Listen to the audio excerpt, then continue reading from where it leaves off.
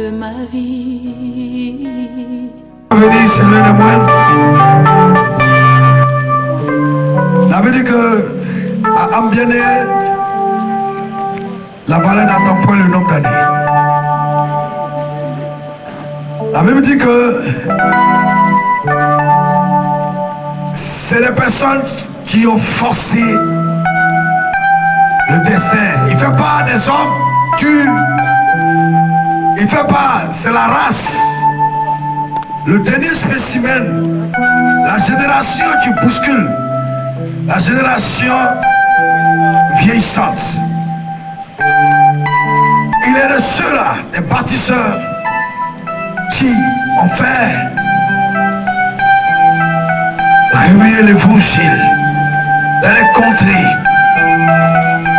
Et ça règle sa fougue pour les âmes perdues, l'ont amené jusqu'à ici. Je dis, sa tête est remplie, son corps est revêtu de la gloire de l'Éternel. Et lui ne regarde pas les distances. L'humilité caractérise son ministère.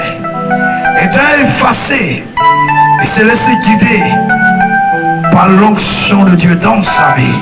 Homme habitué à la parole, exercer au métier de la parole. Je voudrais sous vos acclamations qu'on reçoive ici le révérend Soko Loisa Théophile. On acclame très fort. Je dis sous vos acclamations. Acclame très fort le Seigneur ce matin.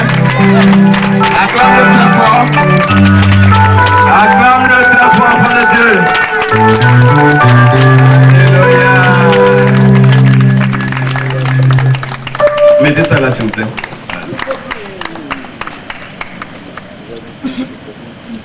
Gloire à Jésus. Amen. Enfant de Dieu, vous êtes bénis dans le nom du Seigneur. Amen. Vous savez pourquoi vous êtes bénis dans le nom du Seigneur?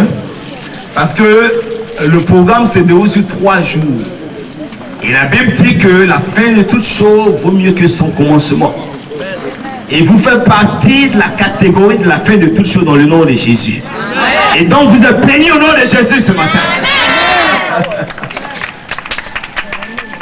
La Bible nous enseigne avant de dire que notre Dieu s'appelle l'alpha et l'oméga. C'est-à-dire le Dieu qui commence et le Dieu qui termine. Il y a certaines personnes qui commencent avec Dieu. Il y a certaines personnes qui marchent avec Dieu.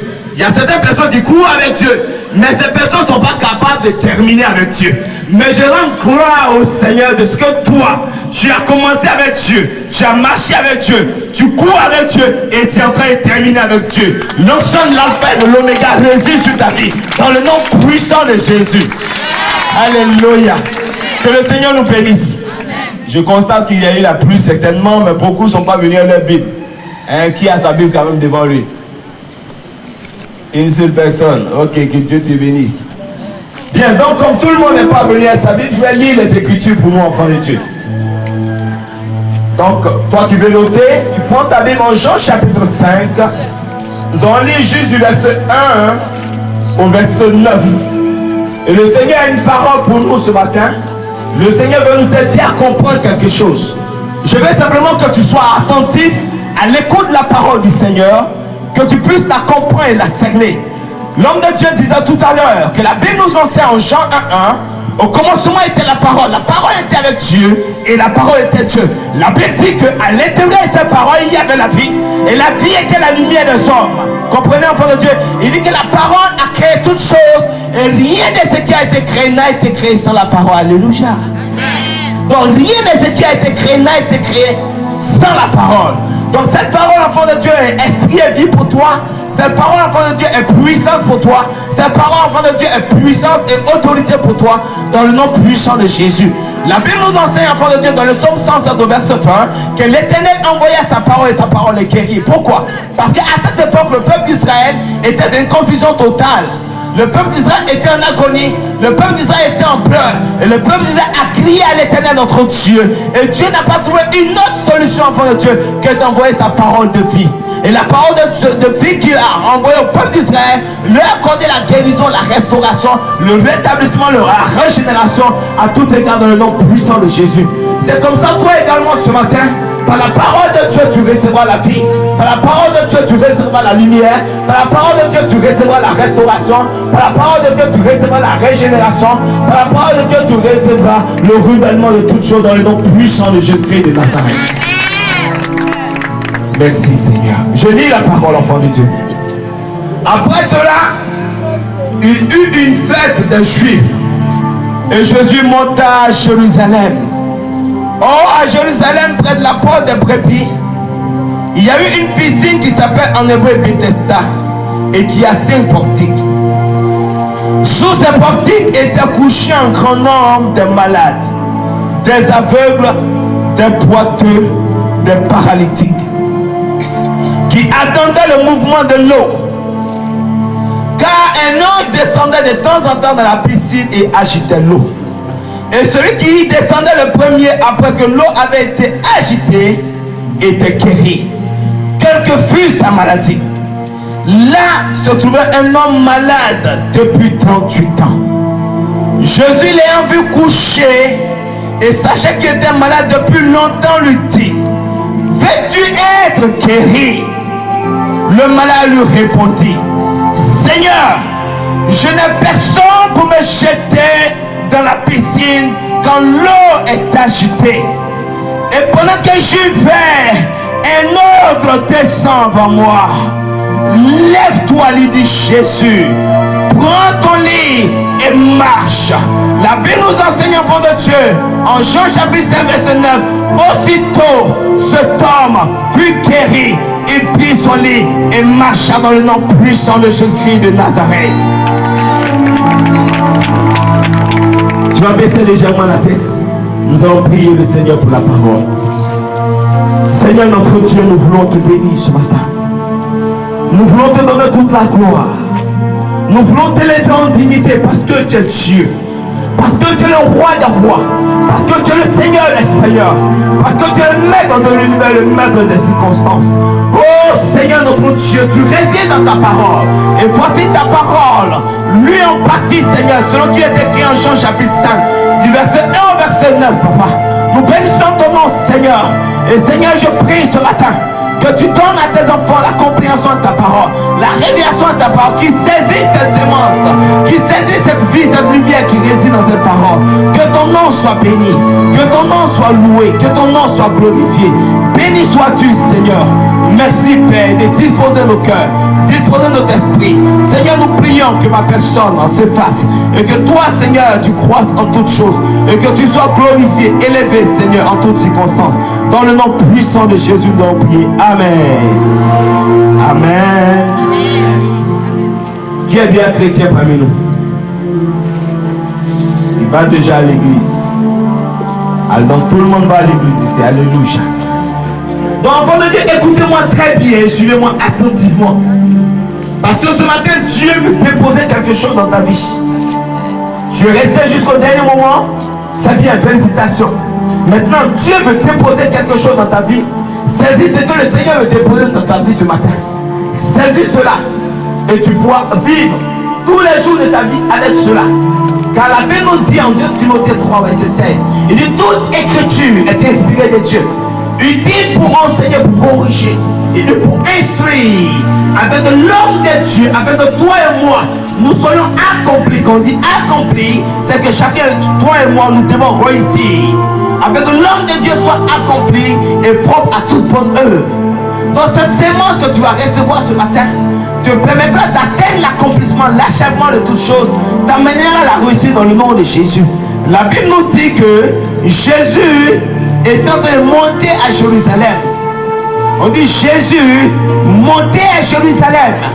Quand la Bible te dit ce matin, enfant de Dieu, que Jésus montait à Jérusalem, je veux que tu comprennes quelque chose. Jésus ne va pas dans n'importe quelle ville. Jésus ne va pas dans n'importe quel territoire. Jésus ne va pas dans n'importe quel village. Il ne va pas dans n'importe quel endroit. Jésus parle des endroits qu'il a sélectionnés. Jésus parle des endroits qu'il a mis à part. Jésus parle des endroits qu'il a sélectionnés, qu'il a déterminés par avance avant qu'il aille dans ces lieux-là. La Bible nous enseigne que notre Dieu est omniscient. Ça veut dire quoi, enfant de Dieu? Que notre Dieu sait toutes choses. Mais la Bible nous dit, enfant de Dieu, que Jésus était en train d'aller à Jérusalem. Encore, enfant de Dieu, vous savez que Jérusalem est le sanctuaire de Dieu. Jérusalem est cette ville que Dieu a choisie comme sanctuaire, comme capitale, où réside sa présence, où réside son esprit. Et la Bible nous dit que Jésus montait à Jérusalem. Donc quand la Bible dit que Jésus monte à Jérusalem, ça veut dire simplement que Jésus monte dans cette ville, choisi et déterminé par Dieu. C'est la même chose pour nous, enfants de Dieu. Jésus, dans toute cette nation, dans la Côte d'Ivoire, dans l'Afrique, dans le monde entier, a vu la ville d'Aboisson. Et Jésus a décidé de descendre à Aboisson. Il a décidé de faire quelque chose à Aboisson. Il a décidé de faire une entrée fracassante à Aboisson. Il a décidé de déterminer quelque chose à Aboisson. Il a décidé de repositionner quelque chose à Aboisson. Donc Jésus l'a déjà choisi. Et il a testé tout chose pour toi ce matin. Dans le nom puissant de Jésus-Christ de Nazareth. La Bible dit que Jésus monte à Jérusalem. Avant de Dieu, Jésus ne monte pas dans un endroit pour rien. Quand il va dans un endroit, c'est qu'une mission l'y attend. Quand Jésus va à un endroit, c'est qu'une mission de Dieu attend.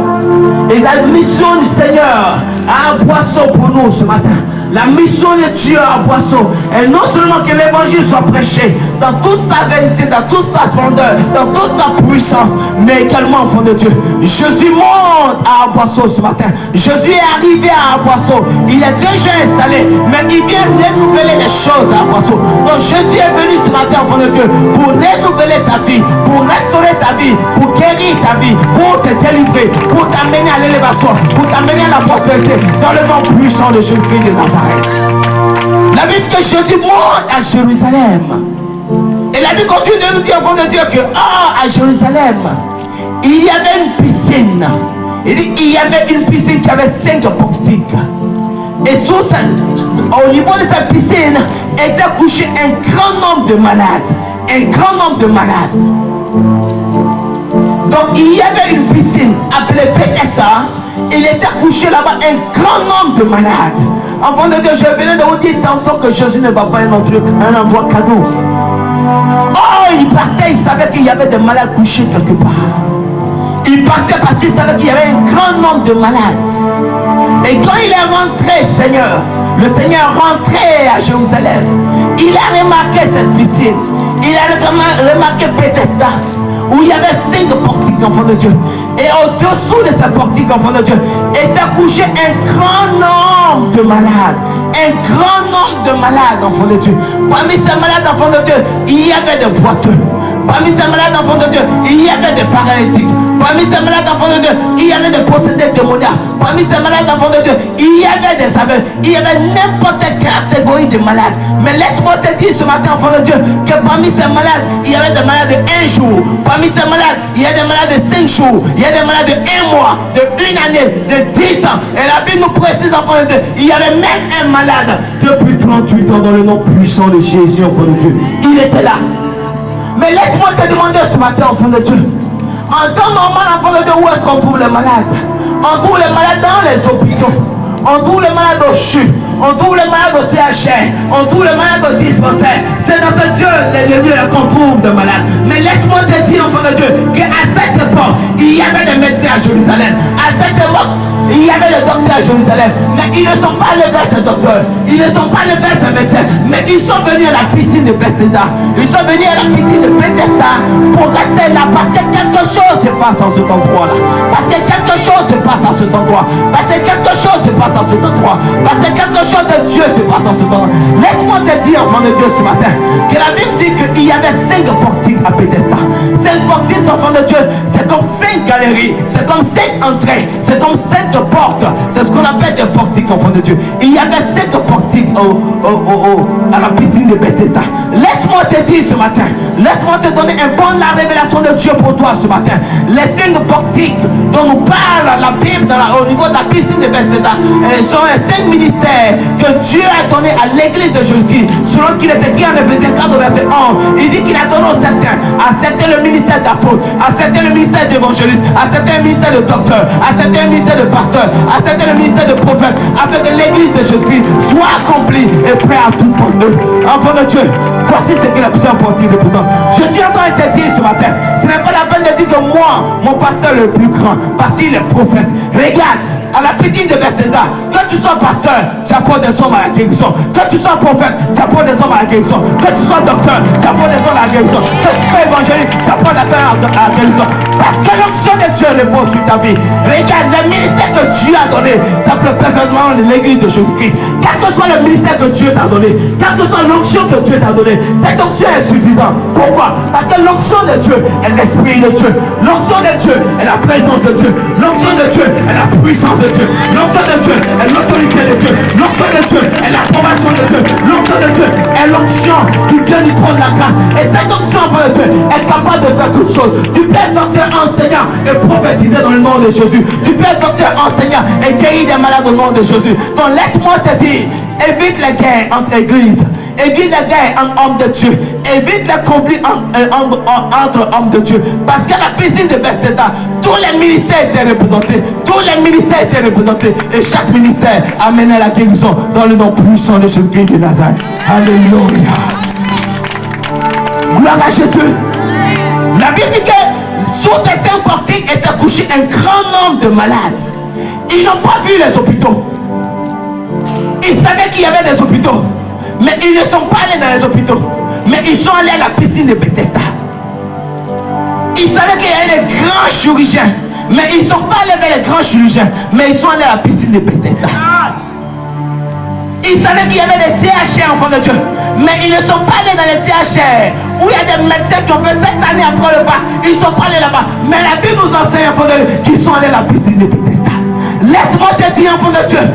Laisse-moi te révéler ce matin, enfant de Dieu, que les solutions que nous avons, les approbations que nous avons, qui ne viennent pas du Dieu de gloire, qui ne viennent pas de l'autorité de Jésus-Christ, sont des approbations, enfant de Dieu, qui n'ont pas de fait, qui n'ont pas de puissance, mais seule une guérison qui vient de Dieu, seule une restauration qui vient de Dieu, seule une élévation qui vient de Dieu, seul un ministère qui vient de Dieu, obtient l'approbation de Dieu et obtient le succès dans le nom puissant de Jésus-Christ de Nazareth. La Bible dit qu'il était accouché un grand nombre de malades. Mais la Bible précise quelque chose. On y dit, enfant de Dieu, que l'ange de l'Éternel, notre Dieu, descendait dans sa piscine et agitait l'eau. Quand l'ange descend et agite l'eau, enfant de Dieu, le premier malade qui descendait dans l'eau était automatiquement guéri, quelle que soit sa maladie. Il dit, le premier malade qui descend dans la piscine, après que l'eau a été agitée, reçoit la guérison, quelle que soit sa maladie. Je suis en train de te dire, enfant de Dieu, ce matin, quelle que soit la maladie que tu as, quel que soit le problème que tu as, quelles que soient les difficultés que tu traverses, quelle que soit la situation que tu es, laisse-moi te dire ce matin que l'ange de l'Éternel, notre Dieu, descendra, enfant de Dieu, agitera l'eau afin que tu reçoives la solution dans le nom puissant de Jésus-Christ de Nazareth. Quelle que soit la difficulté, quelle que soit la maladie, l'ange de l'Éternel, ton Dieu, descendra dans les eaux, agitera l'eau afin que toi tu reçoives la guérison. Enfant de Dieu, il n'avait pas besoin de prière, il n'avait pas besoin de guérison. Mais justement, enfant de Dieu, c'est là où la présence de Dieu est, c'est là où les enfants de Dieu vont. Où la présence de Dieu est, c'est là se trouve la solution de Dieu. Là où l'esprit de Dieu est, c'est là où se trouve l'approbation. Enfants de Dieu, nous sommes des enfants de Dieu parce que nous avons l'esprit de Dieu. Nous sommes des enfants de Dieu parce que nous sommes régénérés par l'esprit de Dieu. La Bible nous enseigne, enfants de Dieu, en Jean chapitre 11 verset 12, il dit à tous ceux qui l'ont reçu et qui croient en son nom, il leur a donné le pouvoir de devenir enfants de Dieu. Lesquels enfants de Dieu ne sont plus nés de la volonté de la chair ni du sang, qui sont plus nés de la volonté des hommes, mais qui sont nés de l'esprit de Dieu. Tu es né de l'esprit de Dieu. Donc l'esprit a dit l'esprit, l'onction a dit l'onction, l'approbation de Dieu a dit l'approbation de Dieu, la foi en Dieu a dit la foi en Dieu, la manifestation de Dieu attire la manifestation de Dieu. Donc laisse-moi te dire ce matin, si tu es en ce lieu ce matin, c'est parce qu'une onction de Dieu repose sur ta vie. Si tu es encore là ce matin, c'est parce que l'Esprit de Dieu est sur ta vie. Si nous sommes encore arrêtés en train de prêcher l'évangile à Boisseau, c'est parce que la grâce et l'onction de Dieu repose. Et c'est parce que l'Esprit de Dieu est sur ta vie. Tu es béni ce matin au nom de Jésus. Tu es restauré ce matin au nom de Jésus. Tu es renouvelé ce matin au nom de Jésus. Dans le nom puissant de Jésus, acclame-le très fort ce matin. Merci, donc enfant de Dieu, nous continuons toujours de comprendre les Écritures. La Bible nous dit qu'à cette usine de Bethesda est accouché un grand nombre de malades. Mais l'ange descendait de temps en temps, nous dit la Bible, et agitait l'eau. Et le malade qui descendait le premier était guéri, quelle que soit sa maladie. L'ange descend de temps en temps. Ça veut dire quoi, enfant de Dieu? L'ange de Dieu est souverain. L'ange de Dieu fait ce qu'il veut. L'Esprit de Dieu fait ce qu'il veut. Il guérit quand il veut. Il restaure quand il veut. Il élève quand il veut.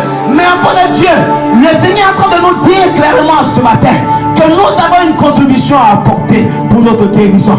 L'Esprit de Dieu est en train de nous dire ce matin, pour notre élévation, nous avons besoin d'une contribution. Et la première contribution que le Seigneur nous demande se trouve en Jean 3, chapitre 14, verset 14 à 16. Il dit, et comme Moïse éleva le serpent dans le désert, il faut de même que le Fils de l'homme soit élevé, afin que quiconque croit en lui ne périsse point, mais qu'il ait la vie éternelle. Dans le verset 7, la Bible nous dit, car Dieu a tellement le monde qu'il a donné son Fils unique, Jésus-Christ, afin que quiconque croit en lui ne périsse point, mais qu'il ait la vie éternelle. La première condition que Dieu te demande pour ta guérison, pour ta restauration, pour ton élévation, pour ta prospérité, c'est que tu puisses déjà croire en Jésus-Christ de Nazareth.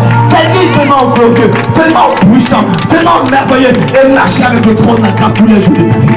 La première condition, c'était ça, enfant de Dieu. Mais je suis en train de te dire, enfant de Dieu, tous les malades qui se sont retrouvés à la piscine de Bethesda, et ce sont les malades qui croyaient la puissance de Dieu. Parce qu'ils avaient une certitude. Ils avaient une certitude, enfant de Dieu. Lorsque l'eau est agitée, lorsqu'ils descendent, ils voient la guérison. C'est pour cela que je te dis ce matin, toi longtemps tu n'as pas vu la main de Dieu. Toi longtemps tu n'as pas vu la guérison de Dieu. Toi longtemps tu n'as pas vu le renouvellement du Seigneur. Laisse-moi te dire ce matin que le temps de Dieu viendra où tu verras le renouvellement de Dieu. Le temps de Dieu viendra où tu verras la main de Dieu se manifester. Le temps de Dieu viendra où tu verras l'élévation de Dieu se manifester dans le nom puissant de Jésus. Je suis en train de te dire ce matin, enfant de Dieu, qu'une contribution doit venir de toi. Une contribution doit venir de toi.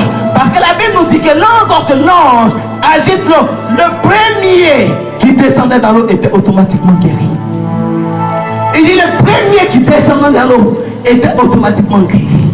Est-ce que ce matin, enfant de Dieu, nous sommes capables d'être dans cette catégorie d'enfants de Dieu qui manifestent une onction de premier?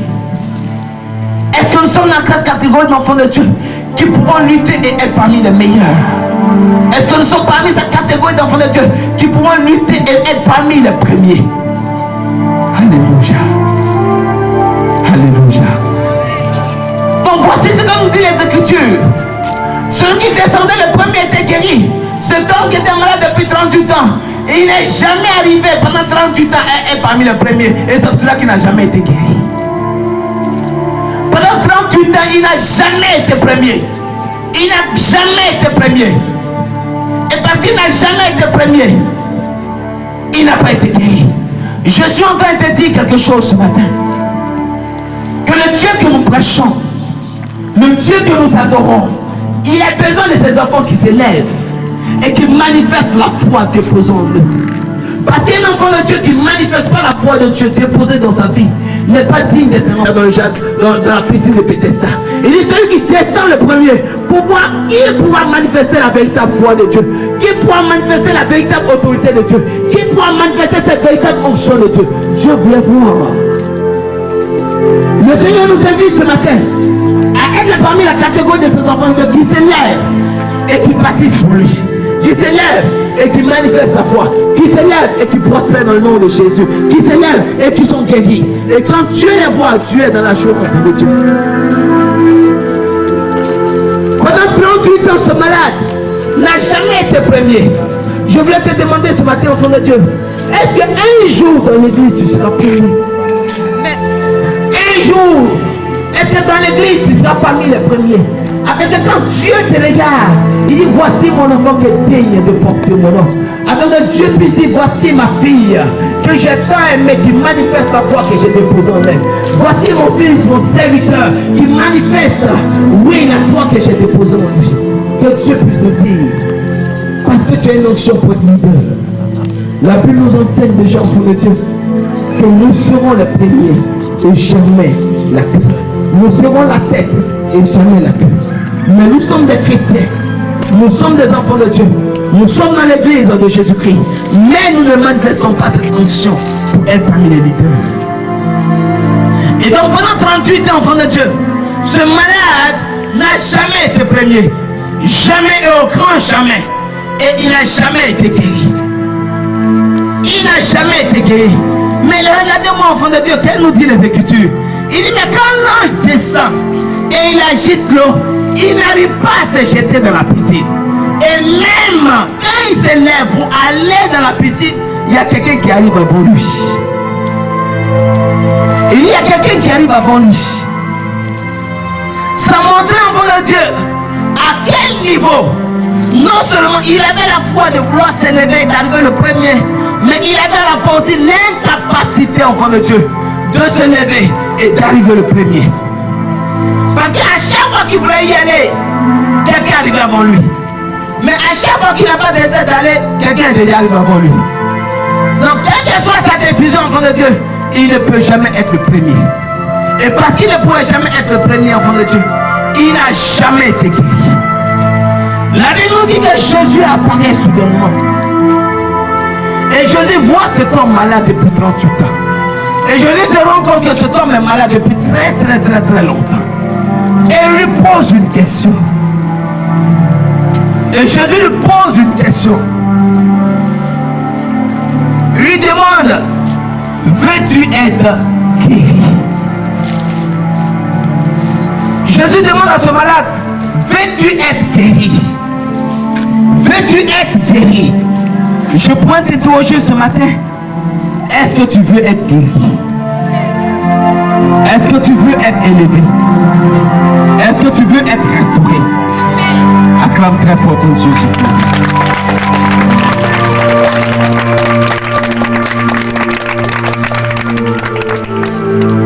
Enfant de Dieu, Jésus lui demande, veux-tu être guéri? Regardez très bien pourquoi Jésus lui pose la question.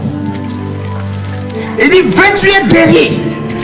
Parce que la possibilité d'être guéri est devant lui. Mais il n'est jamais arrivé à être guéri. Alors, depuis 38 ans, tu cherches à être guéri d'une maladie. Mais ça fait 38 ans que tu n'es jamais guéri. Est-ce qu'en réalité, tu veux être guéri? Tu es chrétien, tu es dans l'église de Jésus-Christ. Tu as des problèmes chroniques. Tu vas à l'église matin, midi et soir. Et puis ton problème n'est jamais réglé. Un matin, Jésus se présente et te demande, mais est-ce que réellement tu veux que ton problème soit réglé? Et c'est comme ça que Jésus lui pose la question. Il dit, mais est-ce que tu as envie d'être guéri ou tu es là même? Tu ne sens pas quelqu'un qui veut être guéri. Tu ne ressens pas quelqu'un qui veut être guéri. Pourquoi? Je suppose que ce malade, il est tellement malade qu'il ne peut pas se déplacer. Si moi j'étais à sa place, enfant de Dieu, j'allais me déplacer quand j'allais au bord de la piscine. Ça y est, j'allais me déplacer quand j'allais au bord de la piscine. Quand je vois l'ange arriver, dès qu'il a touché le moment, c'est dans l'eau là directement. Mais comment je vais être guéri, enfant de Dieu? Et je suis à 1 km de la piscine. Et c'est quand l'ange est descendu, enfant de Dieu, que maintenant je commence à courir pour venir. Ok, un autre qui était à côté de la piscine avant moi. Est-ce que tu veux être guéri? Voici pourquoi Jésus demande, veux-tu être guéri? Parce que dans ton affaire, je ne comprends rien. Je suis chrétien, je suis dans l'église. Je dis, je vais être béni, mais je suis loin de mon pasteur. Je suis loin de l'église. Je suis loin des cultes. Je suis loin de la présence de Dieu. Mais est-ce que tu veux être béni, enfant de Dieu? Qu'on parle des choses de l'esprit, ça ne t'intéresse pas. Qu'on parle des choses de Dieu, ça ne t'intéresse pas. Qu'on parle de l'œuvre du Seigneur, ça ne t'intéresse pas. Mais quand on parle de bénédiction divine, ça m'intéresse. Mais le temps tu vas arriver, ceux qui étaient dans l'église avant toi, déjà pour toute la bénédiction. Il dit, veux-tu être béni? Veux-tu être guéri? Jésus connaît l'état de son cœur. Il sait que ça fait 38 ans il est malade. Et que ça fait 38 ans il cherche la guérison. Donc Jésus même sait qu'il cherche à être guéri. Mais comme il n'a pas le comportement et les attitudes de quelqu'un qui veut guérir, alors Jésus lui pose la question pour réveiller sa mémoire. Mais regardez la réponse enfant de Dieu qu'il va nous donner. Qui montre à quel point enfant de Dieu, il n'était même pas prêt à guérir. Il va donner une réponse enfant de Dieu qui montre comment il n'était même pas prêt à guérir. Il dit Seigneur,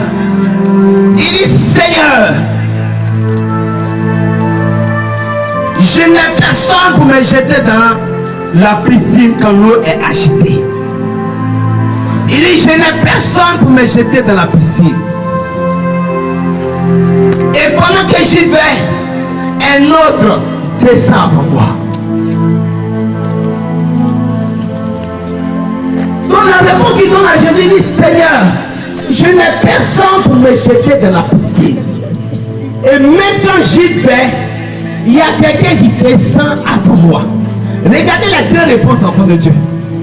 Il dit je n'ai personne pour me jeter dans la piscine.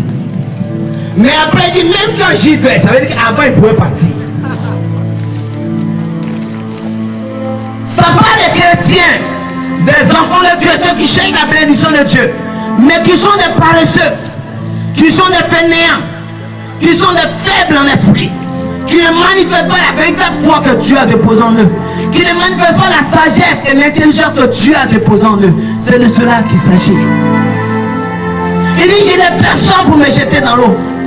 Mais tu dis que tu n'as personne pour te jeter dans l'eau. Or que tu appelles Jésus-Christ Seigneur.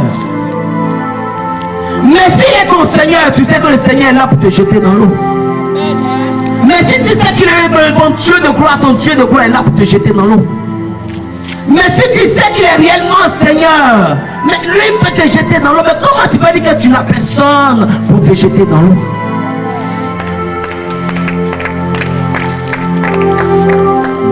Enfant de Dieu, regardez un peu le comportement de ce malade depuis 38 ans. Donc souvent, enfant de Dieu, nous avons des problèmes. Nous avons des difficultés. Nous sommes dans des situations terribles. Le problème n'est pas ailleurs. Le problème c'est nous-mêmes. C'est vrai, Lamentation chapitre 3 dit que chacun de nous, enfants de Dieu, se plaigne d'abord de ses propres péchés, de ses propres iniquités, de ses propres impuretés, avant d'accuser l'autre. On pourrait croire, enfant de Dieu, que cet homme de Dieu, ce malade, depuis 38 ans, il n'avait personne en réalité pour le jeter dans l'eau. Or que l'enfant de Dieu, il avait le Dieu de gloire à côté de lui. Il avait le Dieu de gloire à côté de lui. Et même quand j'y vais à quelqu'un qui descend avant moi, ça montre combien de temps tu mets pour arriver. Quand ton pasteur t'appelle, hey, ma fille, mon fils, viens, nous avons un programme d'évangélisation. Tu mets combien de temps pour répondre? Tu dis pas non, pasteur, attends un peu, je suis en train de prier le foudou de mon mari, là, quand j'ai fini de prier le foudou, là, j'arrive. Non, pasteur, je suis en train de dormir un peu. Quand j'ai fini de me réveiller, j'ai là mon visage, j'arrive. Est-ce que tu peux te lever promptement, enfant de Dieu, et aller au pays à la voix du Seigneur? Est-ce que tu peux te lever dès fois quand tu reçois l'appel du Seigneur, les instructions du Seigneur, et aller au pays à l'appel du Seigneur? Est-ce que tu es capable de le faire? C'est ce qui fait la différence entre nous, enfants de Dieu. C'est ce qui fait la différence. Dieu n'est pas injuste. Il n'y a pas des enfants qui aiment plus que d'autres. Mais c'est ton comportement avec Dieu qui fait que l'amour de Dieu sur ta vie grandit plus, enfant de Dieu. C'est ton attitude. Ce sont tes réactions. C'est comment tu marches avec lui qui fait que Dieu va vite avec toi. Il te bénit rapidement ou il ne te bénit pas rapidement. Mais le maladie, je n'ai personne pour me jeter dans l'eau quand l'eau est agitée. Il dit je n'ai personne pour me jeter dans l'eau quand l'eau est agitée. Enfant de Dieu, malgré son état de maladie, il connaissait la solution. Malgré qu'il était malade, il connaissait la solution à son mal. Il sait que quand l'eau est agitée, s'il descend, il est guéri. Il connaît la solution. Mais il est incapable de marcher dans la solution. Tu es chrétien, tu es enfant de Dieu, tu es dans l'église du Seigneur. Tu connais les solutions de Dieu. Et l'homme de Dieu parlait tout à l'heure des testaments de Dieu. De l'héritage que Dieu t'a laissé. Mais l'héritage est devant toi. C'est assis à côté de toi. C'est assis à ta gauche, à ta droite, devant, derrière. Mais tu es incapable de saisir l'héritage de Dieu. Mais tu as la connaissance de l'héritage. Ce malade savait, enfant de Dieu, que lorsque l'eau est agitée, s'il descend dedans, il est guéri. Mais il est capable de descendre. Enfant de Dieu, ça doit nous amener à nous interroger. Sur notre statut d'enfant de Dieu, sur nos statuts de chrétiens, sur nos statuts de serviteurs de Dieu. Nous connaissons les lois de Dieu. Nous connaissons les promesses de Dieu pour nos vies. Nous connaissons l'héritage que Dieu a réservé pour nous. Mais nous sommes incapables de rentrer dans l'héritage. Honneur et gloire à Jésus-Christ, enfant de Dieu. Honneur et gloire à Jésus-Christ. Jésus l'a regardé jusqu'à il a eu pitié de lui. Il a eu compassion de lui. Il a eu compassion de lui, enfant de Dieu. Et c'est pour cela que la Bible nous dit que sur nos péchés, nos iniquités sont noirs, plus noirs que le pois-moisi. Il les rendra plus blancs que la neige dans le nom puissant de Jésus.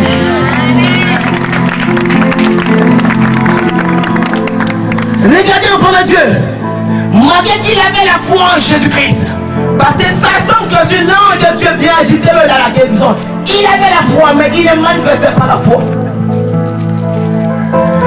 Il était incapable de marcher dans la révélation.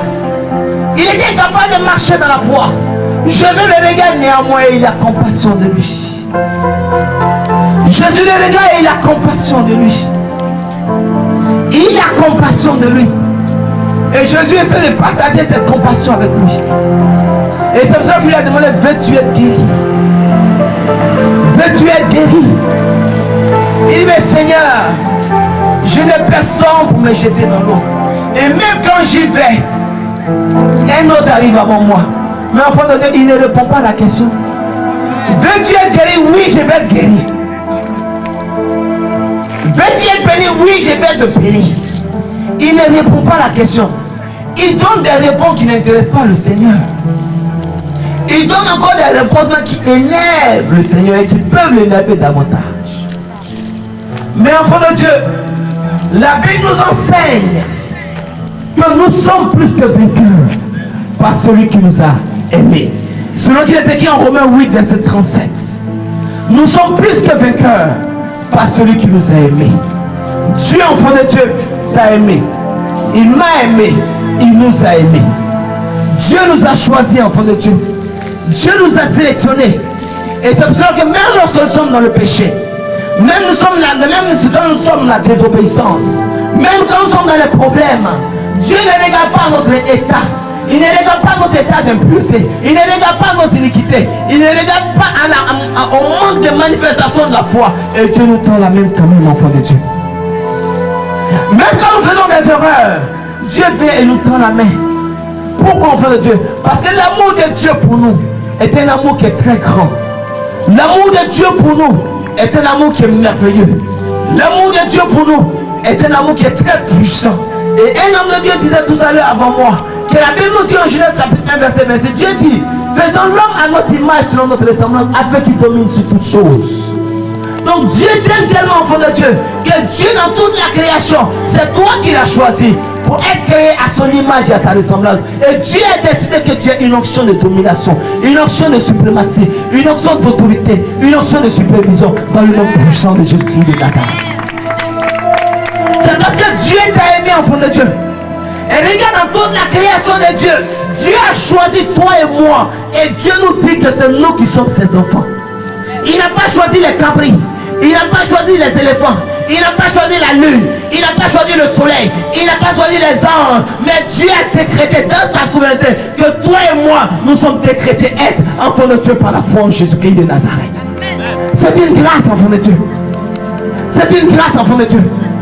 Et la Bible nous dit en Romains 8, verset 14, Verset 16. La Bible dit que si nous sommes enfants de Dieu, nous sommes aussi héritiers. Héritiers de Dieu et co-héritiers avec Christ. Et parce que nous sommes enfants de Dieu, parce que l'amour de Dieu est tellement manifesté pour nous, est tellement manifeste pour nous, que Dieu nous déclare que nous sommes non seulement enfants de Dieu, mais il y a des enfants de Dieu qui n'ont pas droit à l'héritage. Mais Dieu décide ce matin que toi, non seulement tu es enfant de Dieu, mais tu as droit à l'héritage de Dieu dans le nom puissant de Jésus de Nazareth. Je peux me demander enfant de Dieu, mais quel est l'héritage que Dieu a réservé pour toi? Quel est l'héritage que Dieu a réservé pour toi? Et un serviteur prêchait tout à l'heure. Il dit, s'il n'y a pas mort de celui qui a écrit le testament, on ne peut pas bénéficier de l'héritage. Il dit, s'il n'y a pas la mort de celui qui a écrit le testament, on ne peut pas bénéficier de l'héritage. Mais en nom et gloire à Jésus-Christ qui est mort au couteau de la croix, qui a été enseveli, ressuscité le troisième jour, et qui est monté, qui est assis à droite de Dieu et qui intercède pour toi jour de nuit. Celui qui a écrit le testament est mort pour toi, donc tu as accès à l'héritage. Il est mort, c'est pour cela que tu as accès à l'héritage. Donc Dieu t'a aimé, enfant de Dieu, et Dieu continue de t'aimer. Même si tu étais dans le doute, je suis là ce matin pour te dire que Dieu t'aime toujours. Je suis là ce matin pour te dire, même si la maladie t'a fatigué, Dieu t'aime toujours. Et il a autorité sur la maladie. Quel que soit le problème dans lequel tu es, je suis là ce matin pour te dire que ce malade depuis 38 ans, enfant de Dieu, tu n'as pas plus de problème que lui. Parce qu'il y a beaucoup parmi nous ici qui n'ont pas encore 38 ans. Il y a beaucoup parmi nous qui n'ont pas encore 38 ans. Mais certains, ce malade était malade depuis 38 ans, mais n'empêche que l'amour de Dieu te manifeste pour lui. L'amour de Dieu, enfant de Dieu, malgré cette situation de maladie, l'a préservé de la mort parce qu'une onction de guérison de Dieu arrivait. L'amour de Dieu était tellement magnifique que Dieu l'a préservé. Sinon, enfant de Dieu, quand on est malade depuis 38 ans, on n'est pas très loin de la mort. On est malade depuis 38 ans, enfant de Dieu, on n'est pas très loin de la mort. Mais c'est l'onction de Dieu, la protection de Dieu qui l'a préservé de la mort. Et c'est pour cela que la Bible dit que 1000 tombent à ton côté et 10 000 à ta droite. Tu ne crées aucun mal. Parce que Dieu est là pour te protéger. Jésus lui demande, veux-tu être guéri? Il donne une réponse qui n'est pas correcte. Mais Jésus, à cause de l'amour qu'il a pour lui, Jésus ne s'occupe pas de sa réponse. Et Jésus lui dit, lève-toi. Il dit, lève-toi. Enfant de Dieu, ce qu'il a refusé de faire par le passé, Dieu n'a pas changé sa parole. Il est venu donner la même parole. Il dit, lève-toi. Avant, il ne voulait pas se lever pour au bord de la piscine de Bethesda. Il ne voulait pas le faire. Jésus n'a pas changé ses lois. Il dit, lève-toi. De la même manière, Dieu a parlé à Josué. En Josué chapitre 1, il dit, Josué, mon serviteur Moïse est mort. Josué, lève-toi. Jésus dit à ce malade, lève-toi. Je suis en train de dire, enfant de Dieu, que la parole de Dieu ne change jamais. Elle est la même hier, aujourd'hui et éternellement. Elle n'a jamais changé. Les lois de Dieu, les principes de Dieu ne changent jamais, enfant de Dieu. Si les lois de Dieu, les principes de Dieu changeaient, ça voulait dire que Dieu est un Dieu qui change. Or que nous savons, enfant de Dieu, que notre Dieu n'a jamais changé. Jésus utilise cette même loi de Dieu et dit, hé malade, lève-toi. Mais enfant de Dieu, cette fois-ci, il n'a pas réfléchi. Cette fois-ci, il n'a pas raisonné. Cette fois-ci, il n'a pas attendu que quelqu'un vienne pour l'amener à s'élever. Cette fois-ci, il n'a pas demandé que quelqu'un l'aide à s'élever. Cette fois-ci, il n'a pas demandé toutes ces choses. Mais il a commencé à faire l'effort de s'élever. Il a commencé à essayer de s'élever. Il a commencé à essayer de s'élever. Et parce que la foi en lui était déjà déposée et qu'il a commencé à manifester cette foi en essayant de s'élever, l'onction de Dieu est venue et elle l'a aidé à se relever dans le nom puissant de Jésus-Christ de Nazareth. Lorsque Dieu te donnera une instruction et que tu as foi en l'instruction du Seigneur, et que tu chercheras à obéir à l'instruction du Seigneur, la personne que tu n'avais pas pour t'aider va s'appeler le Saint-Esprit de Dieu qui viendra et t'aidera à t'élever dans le nom puissant de Jésus. Lorsque Dieu te dit, mon serviteur, ma fille, mon fils, prends 7 jours de jeûne et je t'accorderai le succès, sur ce problème, enfant de Dieu, même si tu suis un traitement, même s'il y a des blocages autour de toi, et que tu ne peux pas observer ce moment de jeûne, selon ta compréhension physique, enfant de Dieu, essaie d'obéir à la parole du Seigneur. Et l'onction de Dieu t'aidera à obéir à la parole du Seigneur et tu auras la victoire dans le nom puissant de Jésus. Enfant de Dieu, notre Dieu est un Dieu d'action. C'est pour ça que la Bible dit qu'il est un Dieu vivant. Je suis là pour te dire ce matin, quand Dieu dit, quand Jésus dit à ce malade, lève-toi, c'est parce qu'il est encore vivant. C'est parce qu'il est encore vivant. Et c'est parce que tu es encore vivant que l'homme de Dieu, le pasteur est capable de t'envoyer. C'est parce que l'Esprit de Dieu est encore sur ta vie que l'onction de Dieu est capable de se manifester. C'est parce que tu n'es pas encore mort et que Dieu est en train de te dire qu'il y a de l'espoir pour toi. C'est parce que tu es encore vivant enfant de Dieu que l'espoir de Dieu réside toujours sur ta vie. Et tu es vivant enfant de Dieu et Dieu est capable de te parler. Dieu est capable de t'envoyer. Dieu est capable de te donner une instruction. C'est qu'il y a de l'espoir pour toi. Rien n'est encore perdu pour toi. Amen. Tu es vivant et ton Dieu est vivant. Regarde enfant de Dieu comment les choses vont se passer. Toi tu es vivant et le Dieu qui te parle est également vivant. Et quand la vie va vers la vie, qu'est-ce qui se passe enfant de Dieu? Quand la vie va vers la vie, qu'est-ce qui se passe enfant de Dieu? On nous parle que c'est une vie en abondance, ça crame la vie en abondance que tu reçois ce matin. Mais réellement, tu reçois la vie en abondance comme elle vient de nous le dire ce matin. Pourquoi enfant de Dieu? Regarde comment la vie en abondance est manifestée avec ce malade. Je lui dis, lève-toi. La Bible nous dit, que Jésus continue de lui dire, prends ton lit et va. Prends ton lit et va à la maison. Et prends ton lit et retourne ton domicile. Prends ton lit et retrouve ta famille. Prends ton lit et retrouve ta maison et rends témoignage que l'onction de Dieu est descendue sur ta vie et que Dieu t'a apporté la restauration, la guérison et la vie en abondance dans le nom puissant de Jésus. Avant de Dieu, non seulement il s'est levé, mais il y a eu une force supplémentaire de soulever son lit, de marcher et retrouver sa maison. Mais depuis 38 ans, si tu es malade et tu es au bord de la piscine, peut-être que tes parents ont déménagé. La ville a tellement grandi que ton quartier est perdu quelque part. Alléluia. Mais enfant de Dieu, je lui dis, lève-toi, prends ton lit, va à la maison. Il ne demande même pas la maison, il se dit où? Parce qu'il a reçu la vie en abondance. Et la vie en abondance de Dieu est une vie qui éclaire, est une vie qui oriente, une vie qui dirige, une vie qui instruit, une vie qui élève, une vie qui donne la direction. Et c'est parce qu'il a reçu cette vie enfant de Dieu et qu'il peut parler comme le psalmiste dans le psaume 23 pour dire l'Éternel est mon berger. Il dit l'Éternel est mon berger et je ne manquerai de rien.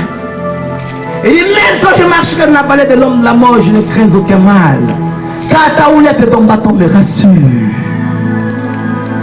Donc enfant de Dieu, il s'élève, il prend son lit et il va à la maison directement sans se tromper. Les gens étaient étonnés. Mais qu'est-ce qui s'est passé? Depuis 38 ans, quelqu'un est malade. Mais il doit attendre que l'ange agite l'eau avant d'être guéri. Mais quelqu'un de suprême arrive. Et ce principe qui était limité, qui guérissait moins de malades. Quelqu'un arrive, enfant de Dieu. Il dit, hey, il est écrit que quand l'ange vient agiter l'eau et que tu descends, le premier t'es guéri. Mais moi, je n'ai pas besoin que l'ange descende et agite l'eau. Je t'ordonne ce matin, lève-toi et marche au nom de Jésus. Il s'est levé, il a marché au nom de Jésus. Je suis en train de te dire quoi, enfant de Dieu? Que Jésus-Christ est le Dieu qui possède en lui-même la plénitude de la divinité. C'est Jésus-Christ dont nous parlons, enfant de Dieu, est ce Dieu créateur qui a créé l'univers, les luminaires et tout ce qui existe dans le monde, enfant de Dieu. C'est Jésus dont nous parlons, a marché avec Moïse, enfant de Dieu, comme l'Éternel notre Dieu. celui qui a conduit Moïse, qui a marché avec Dieu, qui parlait avec Moïse comme un homme parle à son ami. Moïse l'a conduit dans cette dimension. Et c'est de Jésus-Christ à qui il s'agit. Ce Jésus-Christ, enfant de Dieu, a marché avec Abraham, Isaac et Jacob, comme le Dieu tout-puissant, parce qu'ils ont vu la puissance de Jésus-Christ de Nazareth se manifester. David l'a connu, enfant de Dieu, comme le berger, parce qu'il en avait David, qui était berger derrière les moutons, pour faire de David le berger d'Israël, établi Israël, depuis éleveur qu'il était, depuis berger qu'il était derrière les moutons. Dieu l'a déposé à la tête d'Israël dans le nom puissant de Jésus. Dieu ne regarde pas au principe des hommes. Il ne regarde pas la loi. Il ne regarde pas tout ce qui est humainement établi. On dit non, tu es d'une famille misérable. Tu ne peux jamais être prospère. Dieu ne regarde pas ça. Un matin, il te regarde. Il dit c'est vrai. Ton père est pauvre. Ta mère est pauvre. Ta famille est pauvre. Mais moi, Dieu, je décrète ce matin que tu es riche au nom de Jésus. Et tu le feras dans le nom puissant de Jésus-Christ de Nazareth.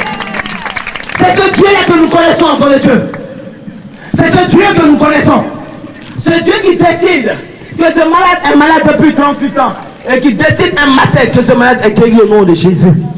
Il est ce même Dieu qui a marché à cette femme qui a la paix de sang depuis 12 ans et qui cherchait la guérison, qui allait partout et qui n'a pas retrouvé la guérison. Quand elle a rencontré Jésus-Christ, le même jour avant de Dieu, elle a reçu la guérison dans le nom puissant de Jésus.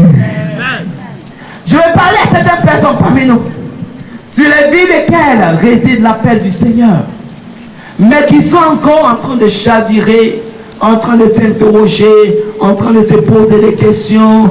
Je suis en train de te dire, l'apôtre Paul, appelé précédemment Saul de Tarse, il est en train de chavirer comme toi, il est en train de s'interroger comme toi, il est en train de lutter contre l'église de Jésus-Christ. Mais lorsqu'il a rencontré Jésus-Christ sur la route de Damas, la Bible m'enseigne que sa destinée a changé, ses orientations ont changé, et il est devenu maintenant l'apôtre de Jésus-Christ, l'apôtre des païens, le bâtisseur d'église. Je te dis ce matin, toi qui fuis la paix du Seigneur, la paix est sur ta vie, saisis-la, sinon Jésus-Christ te rencontrera sur la route de Damas.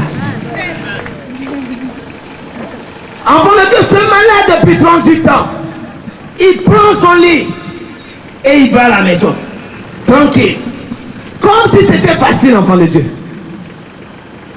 En 2 minutes, enfant de Dieu, il guérit, il prend son lit, il va à la maison. Mais 38 ans, il n'est pas guéri. Il poursuit la guérison et il souffre. Je vais nous dire, enfant de Dieu, simplement pour terminer mes propos ce matin, qu'il est avantageux pour nous, enfants de Dieu, loin de Dieu, appelés du Seigneur, nous qui avons l'onction de Dieu sur nos vies, de véritablement croire à la foi, à cet esprit de Dieu en nous, de véritablement respecter cet appel du Seigneur, de respecter cet esprit de Dieu qui est en nous et qui est manifeste pour nous, afin qu'enfants de Dieu, tous les problèmes que nous avons, toutes les maladies que nous avons, nous allons avoir la guérison et dépasser les autres dans le nom de Jésus. C'est de cela qu'il s'agit. Tu es malade ce matin, Dieu est capable de t'apporter la guérison. Tu es sous la domination satanique, Dieu est capable de t'apporter la délivrance. Tout dépend de la foi que tu manifestes. Tout dépend de la foi que tu manifestes. Tout dépend de comment tu marches avec Dieu. Comment tu crois en Dieu. Pour toi qui ne crois pas au Seigneur, je suis en train de te dire ce matin qu'il est également avantageux pour toi d'expérimenter la puissance de Jésus, d'expérimenter la marche avec le trône de la grâce, d'expérimenter cette marche. Et tu verras comment Dieu dirige ses oins, comment Dieu dirige ses enfants, comment Dieu dirige ses serviteurs. Et tu verras Dieu se manifester dans ta vie. Alléluia. Est-ce qu'on a compris le message ce matin? Acclame très fort le Seigneur sur ta vie.